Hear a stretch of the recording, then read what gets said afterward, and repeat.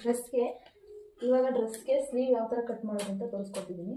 ಇದು 4 ಫೋಲ್ಡ್ ಇದೆ, 4 ಫೋಲ್ಡ್ ಹಾಕೊಂಡಿದ್ದೀನಿ. ಆಮೇಲೆ ಇಲ್ಲಿ ಬಟ್ಟೆ ಅನ್ಇವನ್ ಆಗಿದೆ, ಅದಕ್ಕೋಸ್ಕರ ಸಮವಾಗಿ ಒಂದು ಗೆರೆ ಹಾಕೊಂಡ್ಬಿಡ್ತೀನಿ. ಇವಾಗ ಆರ್ಮ್ ರೌಂಡ್ ಎಷ್ಟಿದೆ ಅಂದರೆ 8 ಕಾಲಿದೆ. ನಾನು ಡ್ರೆಸ್ಸಲ್ಲಿರೋ ಆರ್ಮ್ ರೌಂಡನ್ನೇ ಮೆಜರ್ ಮಾಡಿಕೊಂಡು ಇಲ್ಲೇ ಆಗ್ತಾ ಇರೋದು.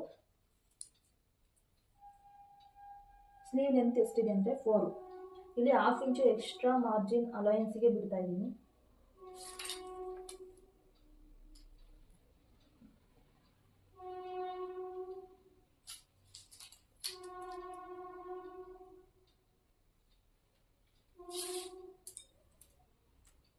ನಾಲ್ಕು ಇಂಚು ಸ್ಲೀವ್ ಲೆಂತ್ ಇರೋದು 4 ಇಂಚು.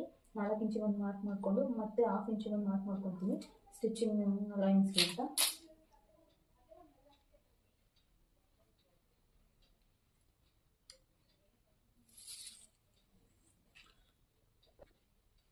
ಇಲ್ಲಿ ಕ್ಯಾಪ್ ಹೈಟಿಗೆ ನಾನು 3 ಕಾಲು ಕೆಳಗಡೆ ಇಳಿಸ್ಕೊತಾ ಇದ್ದೀನಿ.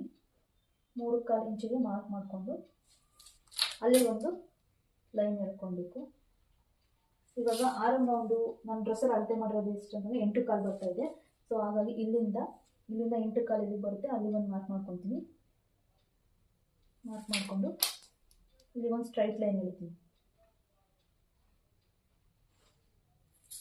ಸ್ಟ್ರೈಟ್ ಲೈನ್ ಎಳೆದು ಇಲ್ಲಿ ಕರು ಕೊಡಬೇಕಲ್ಲ, ಅದಕ್ಕೋಸ್ಕರ ಇಲ್ಲಿಗೆ 1 ಇಂಚು ಮತ್ತು ಇಲ್ಲಿ 1/2 ಇಂಚು ಮತ್ತು ಇಲ್ಲಿ ಬ್ಯಾಕ್ ಸೈಡ್ಗೆ 1/2 ಇಂಚು, ಇಲ್ಲಿಂದ ಇಲ್ಲಿಗೆ ಇದು ಇಲ್ಲಿ ಮಿಡಲ್ ಬರೋ ಮಾರ್ಕ್ ಮಾಡಿಕೊಂಡು ಇಲ್ಲೂ 0.5 ಇಲ್ಲೂ 0.5 ಮಾರ್ಕ್ ಮಾಡ್ಕೋಬೇಕು. ಇವಾಗ ಈ ಕರು ಸ್ಕೇಲ್ ಇರುತ್ತಲ್ಲ ಅದನ್ನು ಕರೆಕ್ಟಾಗಿ ಇಟ್ಟು ಇಲ್ಲಿ ಮಾರ್ಕ್ ಮಾಡಿದ್ದೀನಲ್ಲ ಈ ಮಾರ್ಕಿಗೆ ಜಾಯಿನ್ ಮಾಡಬೇಕು.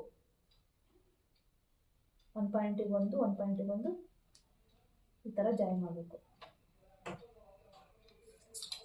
ಬ್ಯಾಕ್ ಸೈಡಲ್ಲೂ ಹಂಗೆ ಈ ಥರ ಇಟ್ಕೊಂಡು ಕರು ಶೇಪ್ ಕೊಡಬೇಕು.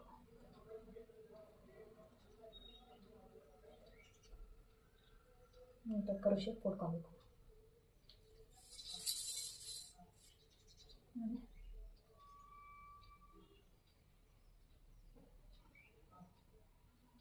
ಕರು ಶೇಪ್ ಕೊಡ್ಕೋಬೇಕು. ಇಲ್ಲಿ ಸ್ಲೀವ್ ರೌಂಡ್ ಎಷ್ಟಿದೆ ಅಂತ ಅಂದರೆ ಸ್ಲೀವ್ ರೌಂಡು 12 ಇದೆ. 12 ಡಿವೈಡೆಡ್ ಬೈ 2 ಮಾಡಿದರೆ 6 ಬರುತ್ತೆ. 6 ಇಲ್ಲಿ ಮಾರ್ಕ್ ಮಾಡ್ಕೊಳ್ಳೋಣ.